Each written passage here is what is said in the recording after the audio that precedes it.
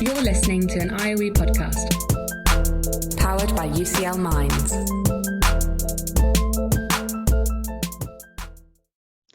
Welcome to the ECF Staffroom. I'm Elaine Long.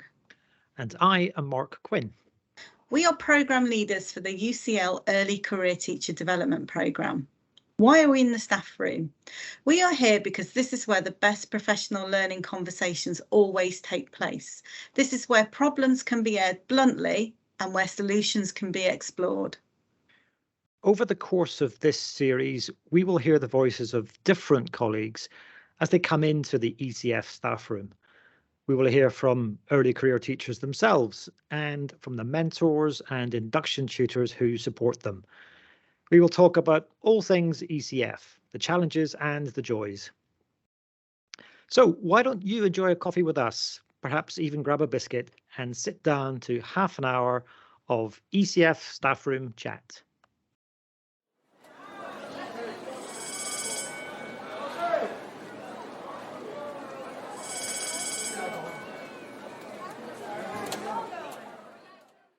Welcome to the ECF staff room, Nancy, Karmali-Belmonte and Farzana Akther. So we are very, very welcome. We've got more space in the staff room today. We've got an extra seat. So please take the weight off your feet, have a seat. My job is to fix a coffee and a biscuit, or any other drink that you might wish at this point of the afternoon. So Farzana, what can I get you? Can I have a caramel latte? No sugar, almond milk, and with some digestive biscuits, if you have some, please. You don't ask for much, do you? Caramel latte and digestive. I missed most of that. And Nancy? It's a flat white with a sugar for me. A little bit more straightforward. And biscuit-wise, I'm partial to either a ginger nut or a chocolate hobnob. Either of those. Good choice. It seems we'll have to break open the Christmas biscuits, Elaine, because I'm not sure we can. Our normal catering won't cover all of this, but we'll do our best. I'll go away now and see what I can rustle up, and I'll leave it over to you, Elaine. Sounds like we might have to break open the dog biscuits as well. It sounds like we've got a dog in the staff room as well, which is a nice addition for our Christmas edition. It'll hopefully help us to relax us while we answer these questions. And we've certainly got some special Christmas biscuit to keep you going. So in this podcast, we're going to be doing something a bit different.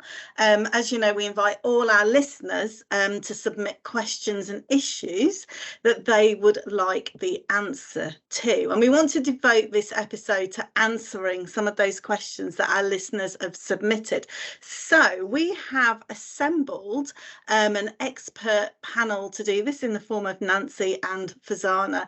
So could you introduce yourselves for our listeners and tell them a bit about your role? Farzana, could you go first? Yes, sure, Elaine, I can.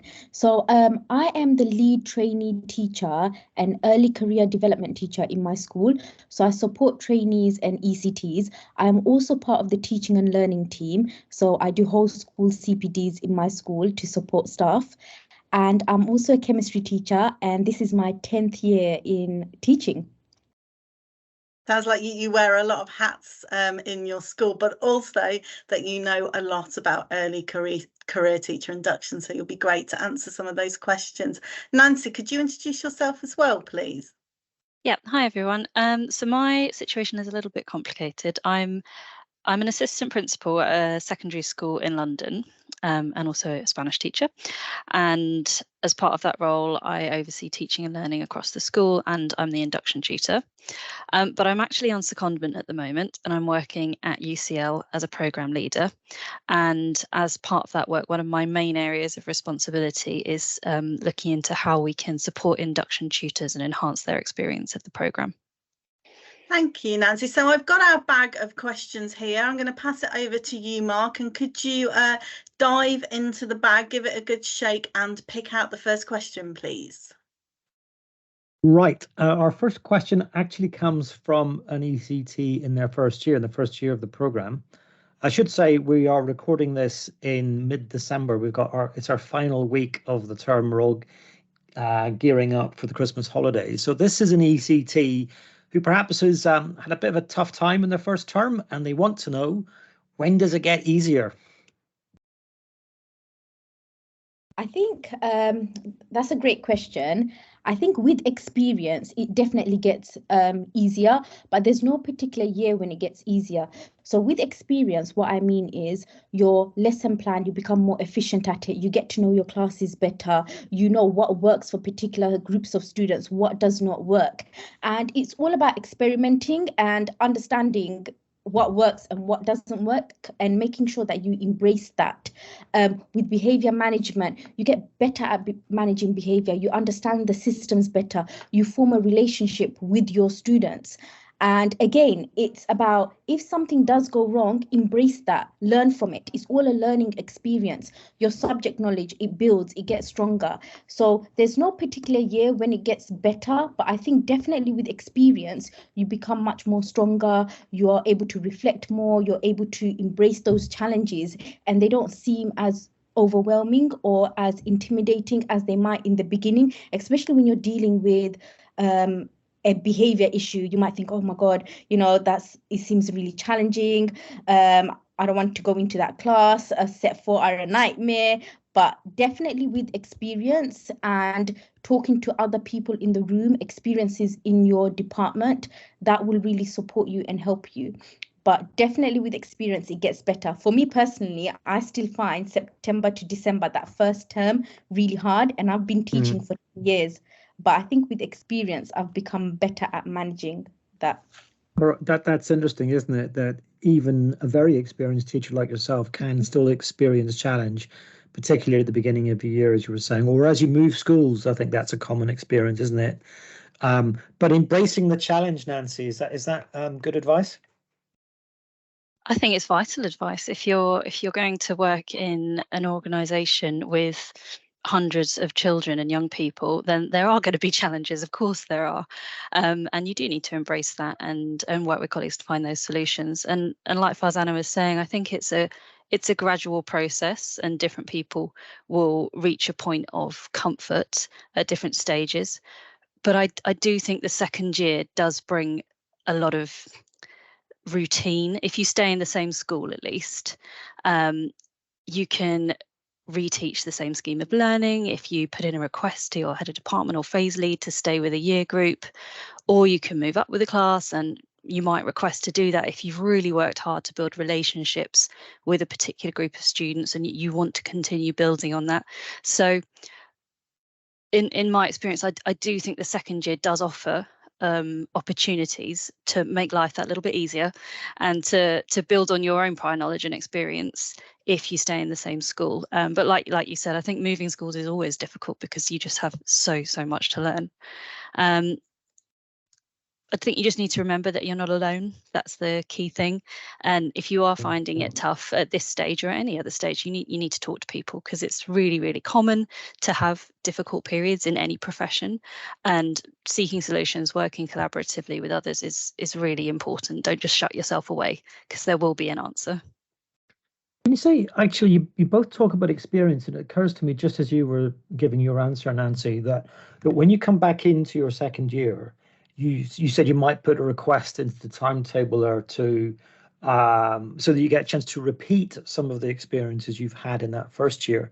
And of course, that's not always the case. That's not always possible, is it? So, for example, you might be in a primary setting and you might be moving up with your class. Very likely you will be moving up with your class. So you get the experience. You'll have the repeat experience of the same pupils, or substantially the same pupils, but the curriculum will have moved on. Whereas in a secondary, you might get a whole bunch of whole new students to get to know. But I guess there's the chance, at least, isn't there, that you'll be reteaching some of the same content. So is that what we're talking about? Experience is actually about having the opportunity to revisit either the relationships or the curriculum that you've had the opportunity to experience in the first year? I think that's one element of it, but also with experience comes the ability to apply judgment in new contexts more effectively. So a difficult situation you might have dealt with a year 8 class where you've really struggled to teach a particular concept and they've really struggled to learn it. it might not be that same thing that you're revisiting the following year, but you can take that learning, you can reflect on it, and you can apply that learning into a new context. So I think it's both. Yeah, Farzana, on that? I think I definitely agree with Nancy. I think if you have experienced something in the first year, it might be a challenge, might be something difficult or something new that you have learned, you can definitely take that on to your second year and apply it. And it doesn't necessarily mean that you're, teaching the same class again, but you can apply what you have learned to a different context. I think that's really important, like being able to use your experience and everything that you have learned and apply it. Elaine, I wonder if this word easier, we could use a different word as well. It's not just when does it get easier, but when does it get, I don't know, when do I get better at it? Or when does it become more, when does the fun start? I was promised a fun time when I joined this teaching profession. It doesn't feel like a lot of fun now. Are those other questions that you think that ECTs are keen to have answered? I think finding the joy in it is hugely important for teaching to be a sustainable career. So I was actually reflecting on two things, and I was reflecting, as you said, Farzana, that it never actually really gets easier and you never actually nail it. But in a sense, that is part of the joy of teaching. And I would also say, having been a teacher for 20 years, I never felt like I nailed it, but that's what I kind of loved about it. It was like a puzzle you could never solve. And just reflecting on the importance of routines, that sort of automaticity that teachers need to develop to survive, is also a bit of a double-edged sword, because teachers need to constantly reinvent themselves to survive. Because as Nancy talks about, you can think you've nailed how to handle a student shouting out something rude in your class, but then it'll happen in another classroom and you'll use the same strategy and it won't have the same effect. But I think some of this, perhaps my reflections are, it's about mindset, and it's about being able to deal with complexity and ambiguity, and almost learning how to fail well, because you do constantly fail as a teacher all the time, but that's part and parcel of it, because you can never be perfect. So I think, perhaps the difference I notice between developing your expertise is recognition of that as well. But I guess as you go along, you're constantly developing and getting a range of strategies in your toolbox to pull out and know what to use. But I think also maybe, camaraderie and developing relationships with staff are hugely important, and they develop as you move along as well. Farzana, I don't know whether you want to come in here. Yes, I think I have been teaching for 10 years and I have been at the same school, and I think it's a good thing, and I think there's positives and negatives to that. But I think when you're in a school, building that community, building your advocates, people that are going to advocate for you, people that you can go to for support, ask for advice, not just within your department. There's so many experience in a school. And we also need to remember schools are like communities. Like, we need to work together, we need to collaborate together. And I think, Mark, I also want to touch on what you just said about, is there another word for easier? I think growing as a person. Like, I think that is definitely something that I would apply to it. Like, you definitely grow, you definitely build your confidence, you find your advocates, you find your support system, and you become like a family in the school. I definitely feel like that in the school that I have worked in. Yeah, I think if you're lucky enough to have a kind of stable staff around you, that you really do feel part of a teaching and a learning community, then you can get that joy that you're talking about, Elaine. I'm trying to think about what this person who sent that question might have had in mind, and I do wonder, because we do have early career teachers who really do struggle. We have teachers who really struggle, particularly in the first term. And maybe if we can imagine, this might be an early career teacher who's actually suffering a bit, and wants to know that there is light at the end of that tunnel. I wonder if either of you, Farzana or Nancy, can, thinking about your own experience as an induction tutor, think about examples you've had of NQTs or ECTs or in that kind of position where they actually did find their way out of that sort of dark place. Nancy? Yeah, there's an example that came to mind quite quickly, actually, of somebody I worked with, and they were really struggling in their first year of ECT. They were finding it hard to motivate themselves, and things just weren't clicking into place for them. However, once they realised where their passions lied, and that was in pastoral support and care for the students, they absolutely blossomed, and they're really thriving in their career now, and that's the route that they've gone down. And so I think it's about finding the joy that works for you, and everyone's joy is going to look a little bit different, and making sure that you're not forcing yourself. You're not trying to be a square peg in a round hole, so you're in the right kind of role, you're in the right kind of school, and that can really support you to enjoy the profession and stay in it for a long time. I think you've just given us our strap line for the podcast. The right kind of peg and the right kind of hole. That sounds. Farzana, did you want to come back into that? Yes, I think someone does come to mind, and I think this person was really struggling with the timetable and the loading, even though ECTs and NQTs before, they do get a reduced timetable. I think it is a big jump, having your own classes, you have different types of sets, different students, different school experience, different atmosphere. I think they were really struggling. And I remember them coming to me, and then I was sitting down with the head of department, and we were fortunate enough to be able to work something out for them in regards to their timetable, like giving them more support or taking a class off them. And that really did help them because the timetable allowed it. But I know that in other schools, sometimes timetables don't allow that because there might not be other teachers. But another thing that we did put in support for them was having a learning support assistant in there to help them with the students, the groups of students that they were struggling with, and also getting them to speak to their SEN coordinator. I think sometimes when you're overwhelmed by a big timetable, or you're feeling just overwhelmed in general, because it is a big job, it's a big responsibility as well, and it's not easy at times, making sure that that there are people in the school that will help you, and that if you go to them for support, you can use that support to guide you and to help you. And then, I think by Easter term, they found their feet, which was quite nice. And now they're really thriving, I would say, not surviving, but thriving.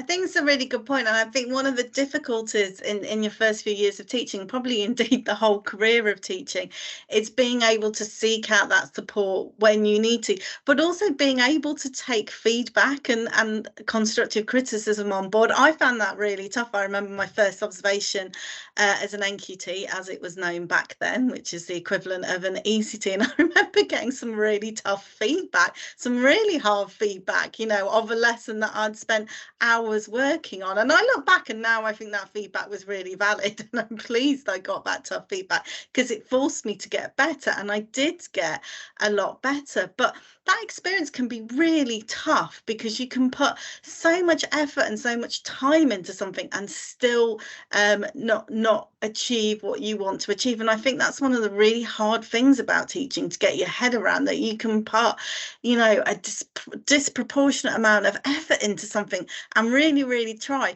but still not make it at first because it is tough. And getting your head around that and being able to sort of pick yourself up from that knockback and seek out support, I think that's tough psychologically. Nancy, I don't know whether you think similarly. I do, and I think it comes down to school culture. And that's where the induction tutors are in a really strong position, because if you are establishing a culture where every single person in the school can get better, with old Dylan William in the back of your mind, then that sends a message to every ECT that you will get challenging feedback. You will be challenged on your professional views on things, perhaps. And in department meetings, you might have some critical friends that cast over your work, or support you to shape a new policy or lesson plan or scheme of learning, or who knows what. So it really is up to the induction tutors, I think, to set the culture so that those more challenging feedback conversations are couched in a framework of support and everyone moving forward and growing. Yeah, I think that's good advice. Farzana, does that resonate with you as well in terms of how you engage early career teachers in dialogue about how well they're doing? Yes, definitely. I think that's really important, that we have that culture where we're open and we're willing to, like, share advice and listen. I think listening to ECTs and knowing what they need and understanding where they're coming from. Also, like, another advice that I would like to add is, don't compare yourself. Like, when you're an ECT, don't compare yourself to other people's journey on their career path, because sometimes you might be like, oh, but that person's in their first year of ECT and they're doing much better than me, they're coping, how comes I'm not there yet? I think it's really important, do not compare yourself. And also, don't compare yourself to other teachers as well, because you might have a teacher who's got 6 years of experience and a particular year 9 student is an angel in their lesson, but they're a nightmare in your lesson. It all comes down to experience. Like, go to that teacher, ask for advice, but don't compare yourself, because everyone's on their own journey and everyone thrives in their own time. I think that's really important, because sometimes I get ECTs or even, like, trainees, they're like, but that person's doing better, but that person's, ahead of me, how are they doing it? But don't compare yourself. As long as you're getting that help and you know what you're doing, then you're on that path, and everyone's destination is different to get to that point. Thank you. Yeah, I think that's really good advice about not comparing yourself. So I think we're ready to delve into our second question now. I've got a bag here of questions from year 2 ECT, so I'm gonna delve into that bag. And the question that I've picked out is, as a year 2 ECT, how do I decide the focus for my practitioner inquiry? So how do I know what to pick? Okay, so the practitioner inquiry is my favorite part for the ECTs to do, because last year they really got their teeth into it, and we had some really great presentations and a lot of great research that was done around their inquiry that they chose. So the way that I give my advice to my ECTs is, when you are picking a practitioner inquiry based topic, or a particular topic that you want to look into, is there a particular research in education that you are interested in? So, for example, Barack Rosenshine, he has in principle of instruction, so he's got 10 principles of instruction. Maybe you might want to focus on one principle from his research and apply that to your year 9, year 10 class, and then measure the impact. So maybe if there's a particular research that you're interested in, but we know that everything gets linked back to research when they do their practitioner inquiry. The second thing is, what is your whole school CPD focus on? So is it on retrieval? So you might want to see, you might want to focus on retrieval, for example, long-term memory, short-term memory. So something linked with whole school CPD, or you might be getting a particular target that keeps coming up often in your observations. Oh, you need to improve questioning. And there's so many different ways to question. So you might want to focus your practitioner inquiry on questioning, Socratic questioning, cold calling, hinge questioning. So those are the ways that I kind of direct the conversation when it comes to practitioner inquiry and what they should choose. So is there particular research you're interested in? What is the whole school CPD focus? Is there a particular target that keeps coming up in your observations or your drop-ins? So. Thanks. What about you, Nancy? How do you encourage ECTs to approach it? For me, there are two things, and that's not to say that what Farzana has said isn't something I agree with. I completely get why she would promote, for example, whole school CPD focuses, it makes sense to double up that and sort of reduce that workload, doesn't it? But the thing that came to mind when I first saw this question was, 1, choose something that's bothering you, and 2, choose something you really care about. Because it's going to be you as an ECT spending time on this inquiry, so you've got to feel invested, you've got to feel interested in it. Don't be too influenced by what other ECTs might be doing. Again, goes back to that not comparing thing. It sounds almost a little bit like what I would say to year 9s at options events, but yeah, do what matters to you and do what you're interested in. I think reading through all the guidance is really important so that you actually know what you're going to be doing and what the expectations are. So everything's on Extend. Having a look at previous questions as well, just to get a bit of inspiration, because I know that for some ECTs they might be a bit stuck and they might be quite unsure, especially if there aren't other ECTs in your setting to bounce ideas off of at all, if you've got no idea what anyone else is doing. So yeah, there's lots of different things that might be bothering you or that might be interested in you. It might be that there's something in year 1 that you really wanted to cover and you felt that you didn't quite get enough time on it, or that you didn't get time on it at all because of the other areas of the programme that you were focused on. So this is a really good opportunity to take something really personal to you, your classroom, your students, and really make the most of it and shape the programme for your needs.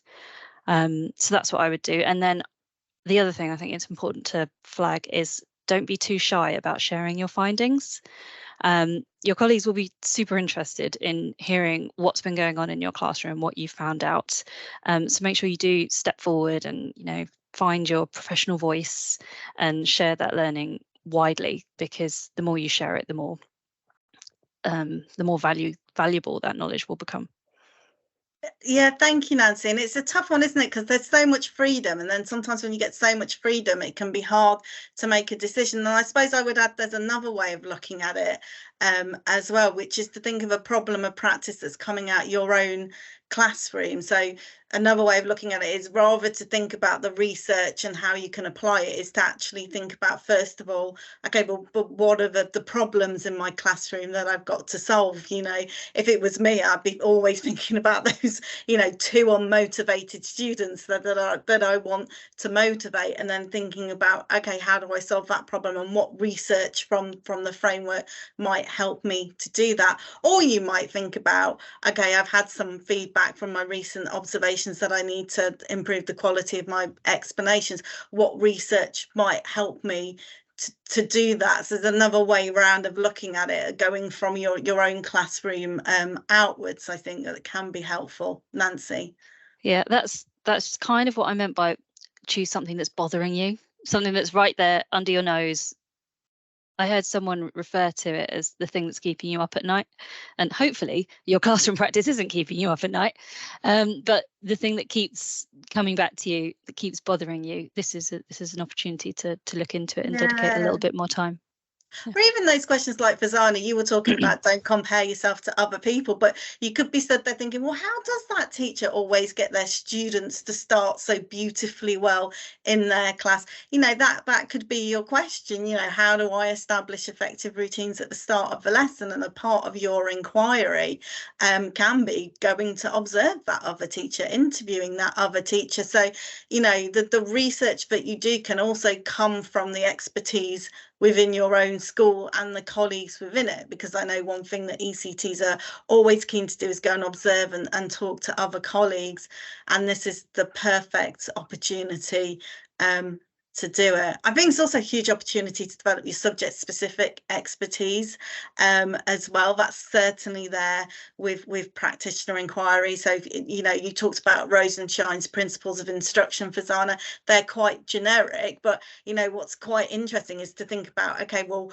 what do high-quality explanations look like in maths, or as an English teacher, how do I read aloud in a way that enables all students to follow and comprehend the text? So thinking more specifically about the lens of your classroom, your students, your subject, helps you then to take perhaps generalized principles from research, because at the end of the day, they can only be generalized principles from research, and they can't, as generalized principles of research, have the impact on your classroom that you want. But through practitioner inquiry, you can bridge that gap between those generalized principles and the impact that you're having on your students, because it forces you to really think about the strategies you're using and the impact you're having on your students, or just to find out more. So it is such a huge opportunity, but maybe the wealth of choice is what people find difficult. Mark, in your experience, what have you found about practitioner inquiry?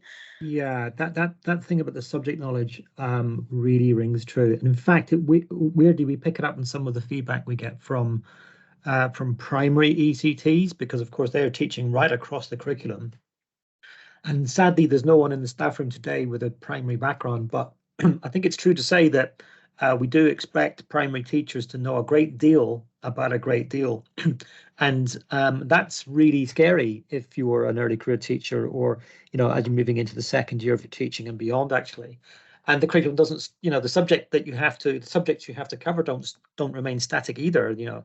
Somebody keeps changing it on you. So I do think that there's a huge opportunity, I would say, actually within Module 6 or Module 7, the first two short inquiries that ECTs do at the beginning of the second year, to really focus in on a subject knowledge aspect of something that bothers them, about some absence perhaps in their own subject knowledge, and to use their colleagues first of all. Look at the materials which are already being created within the setting, within the school, within your year group, for example. Do a study of those and discuss those with your mentor, and think about those materials in relation to your own class. I really would recommend that. I think that's and it's quite difficult otherwise within the program to find those places where there can be a subject focus for your development. So I'd say that one, definitely take advantage of that opportunity. The second thing, which is I'm going to bat it back as a question, both for you, Nancy and Farzana, which is something that some secondary-based ECTs often say to us, that they have a real challenge with the practitioner inquiry, because they want to focus on a particular need, maybe those two students you mentioned, Elaine, who are difficult to motivate, but they only see them once or twice a week, because I teach 8 different classes, and so I don't see a class frequently enough to be able to gather the evidence that I need from them for the purposes of my inquiry. So I was just wondering, what workarounds would you have for that when you're advising early career teachers in your schools, because you're both secondary based? Farzana? I think if you're seeing a class once or twice a week, I think think about are you setting pre-learning? So, if you've got a focus on a practitioner inquiry, and let's say it's to do with retrieval practice, maybe you can set some pre-learning, you can set homework. How are you using those opportunities to gather information? So I think definitely thinking about what they're doing outside of school, with homework and pre-learning, that's the main thing that I can think of, especially in a class once or twice a week. Yeah, I mean, you're a chemistry teacher, so presumably you see your own classes more frequently. And Nancy, maybe same for you as well, being a Spanish teacher. But there's plenty of people out there who, I don't know, I'm making an assumption actually about Spanish teachers, perhaps not. Do you have advice for that from an induction tutor perspective? I think what I would advise is that if you've identified these hypothetical 2 students that you really want to focus on, I would then say, well, okay, they're in year 7. Do you have another year 7 class? Are there another couple of students in that group that you feel you could motivate better? So that there can be more data being collected from more than one class. That's probably how I would suggest someone approaching that kind of challenge. Because it's really difficult if you're I don't know, in my school, for example, an RS teacher, and you see lots of different Key Stage 3 classes once a week. But that in some ways is an opportunity, because you can keep it small scale. You can still focus on a very small number of students, but it can actually be across a large proportion of a year group in some ways. Yeah, especially if the problem, if you like, that you've identified as a problem in your own practice, rather than the need that the individual student might have. So you can focus on yourself across many classes. I suppose you could pick up. You're generating the data from yourself, perhaps, and I think that's I think that is what a lot of our secondary based ECTs do. In fact, when we look at their questions, yeah, that's good advice, I think. So I think you're passing the bag back to me, Elaine, that I need to rummage in to look. I'm going to pass you the year 1 bag now. Okay, the third. Okay, and what do we find? Oh yes, so this might be similar to something we discussed in the first question, but I think it's really worth spending time on this one, which is how can I protect my own well-being and still be a good teacher? Farzana. I think definitely having boundaries between your personal life and your professional life. I think that is really important. Don't let your work life overshadow your personal life. I think it's so important to have boundaries in place. So, for example, if you come in early, you might want to leave work on time, or you might want to stay back, like Monday to Wednesday, by 5, and I'm going to finish off all my work, my planning by that time. I'm not going to do things at home. I think definitely having boundaries and timing yourself on certain things, like I'm going to spend 3 hours on this, I'm going to spend 2 hours, or I'm going to stay back after school and do this, but I'm not going to take any work home. For example, using the weekend to rest, to do things that you enjoy, spending time with friends and family. Also, if you feel like that you need to do some work during the weekend to prepare for Monday, setting maybe 2 hours aside or 3 hours, like having I think professional boundaries in place to manage your well-being and to make sure that you're looking after yourself and you are putting yourself first. So I think those practical things really work well with me, and those are the things that I advise ECTs. And Nancy? I've got a lot of thoughts on this one, so bear with me. First of all, I thought the question was really interesting in the way that it was written, because, well, the ECT says, how can I protect my own well-being and still be a good teacher, which is suggesting that the two are mutually exclusive, when of course they are not. We all know that teachers need to look after their well-being, because if they don't, they're not going to be as effective in the classroom if they're struggling with well-being or workload. So kind of like what Farzana was saying, I think the first thing is to make sure that you're in tune with your own well-being and your needs, and that you dedicate time to it yourself. So I think a good starting point is actually asking yourself, what does well-being mean to me? Because it means something slightly different to everyone. And just like what Farzana was saying, people have very different routines, very different personal lives. So saying do this or do that isn't going to work for everyone. So you need to think to yourself, what does well-being mean to me? Does it mean that I have the weekends off? Does it mean that I do really long days, Monday to Friday? Does it mean that I do a little bit of work at the weekends or in the holidays? It totally depends. And it doesn't really matter as long as you're getting your work done. But I think defining well-being can be helpful, because then you can judge more easily when things are starting to become a bit unbalanced. And then alongside that, I think it's really important that with your mentor, you carve out a bit of time at the start of your meeting to have a sort of informal check-in. And if you don't do that now, then as an ECT, you can set the meeting agenda. You can say, I want to spend 5 minutes at the start just talking through how I'm feeling about things at the moment, and that's a really good habit for anyone to get into at the start of mentor meetings or line management meetings as you go further in your career. The other thing that came to mind when I was thinking about this, I think it's quite a cliched, but it's still really important, a really important piece of advice. Don't reinvent the wheel for the sake of it.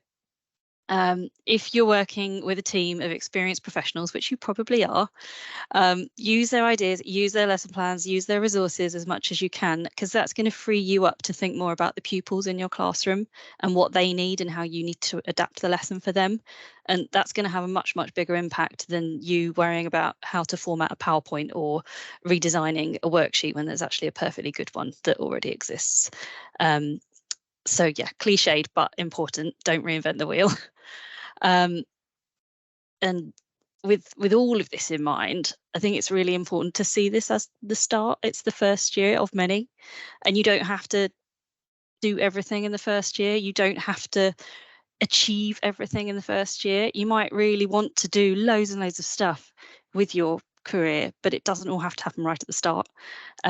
So I'm thinking of, as a Spanish teacher, I've worked over the years with lots of ECTs and MFL, and often they're so excited to run an international trip abroad, which is great and it's brilliant and it's one of the most rewarding parts of the job, but it's also hugely time consuming, and in the run up to it, in the organisation and in actually carrying the trip out.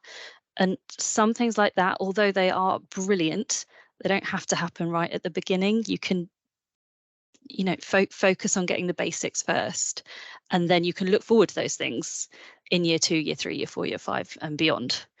That's just going to interrupt at that point, yeah. because I know you might have more things to say, but I think that's a really, really great example, because, and I think you've parsed the question as I read it as well, which is you might be an MFL teacher who defines being a good MFL teacher by being able to run an international trip. But you've also worked out that I'm not sure I can do this right now because I haven't got the time, I haven't got the energy, I haven't got the mental space for all of this. And so you've kind of cast yourself as a bad teacher because you're protecting yourself. And I think it's so important to realize that this is not a trade-off. It's not one or the other of these two things. The good teachers aren't the ones who have to work, have to burn the candle at both ends. Good teachers might be doing that and might be working long hours. And as you say, everyone is different, but that's not the only way of being a good teacher. Come. That it really makes me think of some advice I was given in my NQT year, as it was called then. It was a very experienced teacher who said to me something like, Nancy, it's much better to put 90% effort in to a teaching career for 20 years than it is to put 110% effort in for 3 years and burn out. And it reminds me of that, what you're saying, that you do need to pace yourself, and you need the people around you to support you with that as well. And yeah, you've got a long time in the classroom. You've got there's a long time in this career. That's right. And I think it's so important what you said about everyone being different. Not only are we teaching different children in different schools and we're teaching them different things, we are different people. We bring our own diversity, if you like, into the classroom, and therefore kind of generic advice that we've invited you to give in this podcast comes with its own dangers, right? So boundaries is a very clear piece of advice that seems like great advice for everybody, and it's good advice, but actually boundaries will be different for different people. And actually perhaps the most important thing to say about this is that, and you were saying it, Nancy, is ECT, speak to your mentor, because that's the best opportunity you've got for much more specific, much more personalized guidance than can ever be got on a program or can ever be got from reading a book. Really build that relationship with it's your mentor and other close colleagues, and listen to them. Actually, listen to what they say. Farzana, did you want to come back there? Yes, I think also, with managing, your well-being is teaching can be mentally and physically draining. So also think about what are you doing for your mental well-being? What are you doing for your physical well-being? I find when you think about those things and you group them and you think, okay, this is what I'm going to do for my mental well-being, this is what I'm going to do for my physical well-being. I might do it once every 2 weeks, or might after work I might instead of taking the bus I might walk it home. Things like that. I think those are really important also to factor in. It is difficult though, isn't it? Because I think back to being an assistant principal, and I would walk past NQTs who were still working at 6:30 when I was leaving, and I'd sort of say to them, go home, and they'd give me this look as if to say, well, that's all very well telling me to go home, Elaine, but I can't go home because I haven't done this and I haven't done that. And I think we have to acknowledge the difficulty of that teaching is an incredible, demanding career. Time is finite, and there are trades to be made, and it's hugely difficult, and sometimes it does require perhaps staying late at school. But at the same time, I think that the question then I always ask to those ECTs, well, tell me a bit about what you're doing, and then sometimes they'd say, oh, I'm filling in the reports and the deadline's tomorrow, and it's like, well, that's got to be done, right? But sometimes they would say, well, I'm cutting up this worksheet into the neat thing here, and then I would take the opportunity to say, okay, tell me what difference that's going to make to your lesson. That would be a really interesting conversation, because personally, I was perhaps a terrible teacher, but I never cut up my worksheets into neat margins. I made the students do it themselves in class. And I know if I reflect back, sometimes I felt things were essential that weren't essential. And sometimes I thought that I was investing my time in things that would have a huge impact on student learning, only to be sort of picking up the remnants of those things from the floor and realizing that it wasn't worth the investment of my time and effort. So I think like Mark said, having the conversation with your mentor sometimes about the way you invest your time can help you to see it through a different lens, because it helps you to work out, what the high impact, low workload strategies are. For example, it might be a great idea to do exit tickets for all your classes, but maybe there's a lower workload way of doing that, just through asking verbal questions. And I think you have to make the marginal gains where you can, and I think that's a good example of where you can make the marginal gains. You can't take the intrinsic workload away. That's there. It's tough. You've got to meet the deadlines for reports. People rely on you, and so on and so on. But there's a lot of room for manoeuvre in terms of resource preparation and the time you're putting into that. Like Nancy said, lesson planning, all those things. Although you might really enjoy lesson planning. I know for me, that was certainly the most enjoyable part of the role. But I think that conversation is so important, because often we can think that it's a valuable use of our time and it's not. Nancy, I don't know whether you want to come in there. Yeah, you would. I was thinking of myself when you said that you would say to ECTs or NQTs, "Go home," and you'd be glared at. I had that exact experience, and I forced myself to stop telling them that, and I instead would say, "What have you got left to do?" And I found that was a much more helpful way into the conversation that I would urge other induction tutors to use as well, because then you are opening up a discussion about what really matters right now. And actually, sometimes someone with a bit more experience and seniority needs to be the one to say, no, stop doing that. That's not worth it, because we're the ones with more. We can make judgment more easily on what's going to be impactful in a lesson, because we've been there and we've done it lots and lots of times. And for an ECT, that can be much harder. Thanks, Farzana. I don't know whether you want to come in here. Yes, it just started making me reflect on when I was at NQT, and I remember doing a lot of hours, like staying back after school. And for me, I don't know, I think I saw it a little bit differently. I was thinking the more hours I put in, then that's going to prove to, SOT, to my head of department that I'm a really good teacher. That's the mentality I kept thinking. And I kept pushing myself to the point where I know personally at that point that I was going to burn out as well. So I think also remembering that it's okay to put in the hours, but you shouldn't be burning yourself out to do that. And doing those things does not necessarily mean that you're a good teacher. A good teacher is, how effective are you in the classroom as a practitioner, and how are you utilizing that time? Doesn't mean just because you're staying back long hours, you're trying to prove to other people that you're a good teacher. I think that mentality, I think I needed to make. I feel like I feel like that mentality of the way that I was thinking at that time was wrong. And I'm happy to admit that, because I need to make sure that, you know, I am a good teacher. I know what I'm doing, and I'm open to feedback, and I'm open to being a reflective practitioner. And it's so important that you're utilizing that time to be an effective practitioner, and not trying to continuously prove yourself with the amount of hours that you're putting in. Elaine and I interviewed Siobhan Goffey in the second season of this podcast, and we did a whole podcast just on this theme. And I remember one of the things that Siobhan said was, you got to listen to yourself, you got to listen to your body, and when it's telling you to stop, or when it's telling you to slow down, then you've got to do that. Be your own best friend, if you like. She also talked about how she talked about the concept of toxic productivity. This is the idea that teachers, just generally as a species, have to overproduce, to think that we've got to make every resource perfect. Every lesson has to be just so, and we're always performing because we are being watched. We're being watched by those students, of course.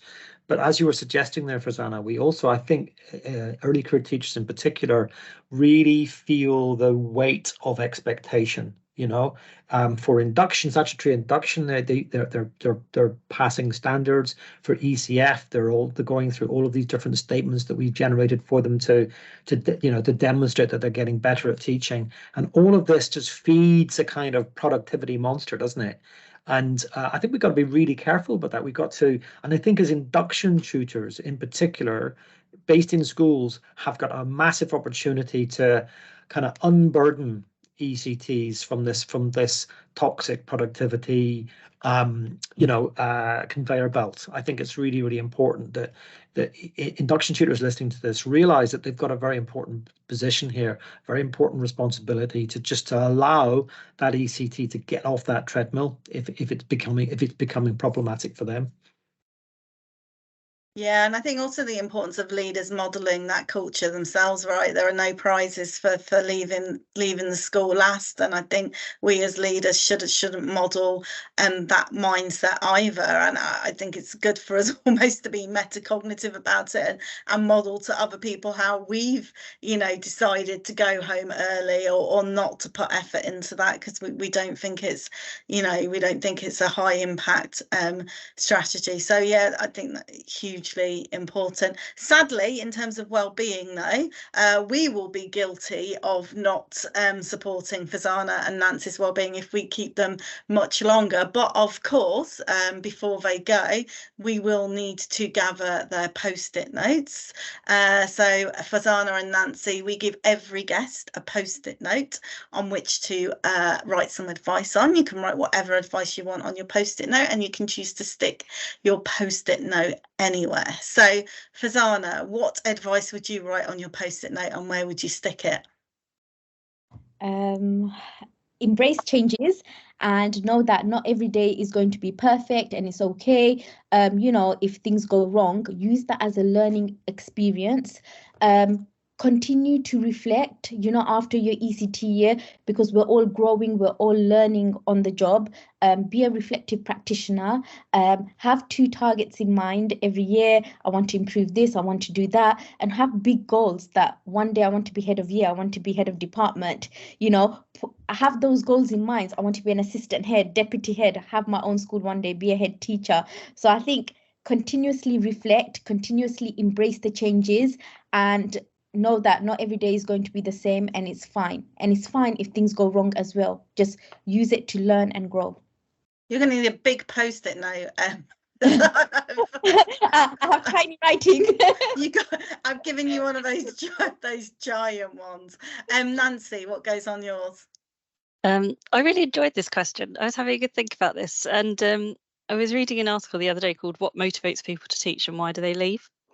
And one of the things that really struck me is actually something you alluded to earlier, Elaine, very briefly. And it's that many of the people who stayed in teaching in this report, they cited their colleagues as one of the most enjoyable factors in their job. But on the other hand, building and maintaining relationship with colleagues was not a common factor cited by the people coming into the profession of reasons why they wanted to be teachers. So it made me wonder if we're kind of missing a trick a little bit here in fostering really strong professional relationships between teachers and using that to help people to stay in the profession.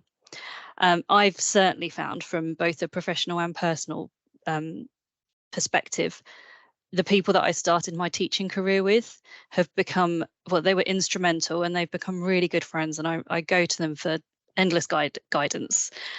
So with all that in mind, my post-it is for the ECTs. It would go on their desks and it would say something like, find your friends in the staff room and invest in those relationships. They can bring so much joy to your everyday and will help you to navigate the tougher times with an invaluable perspective of you, your students and your school.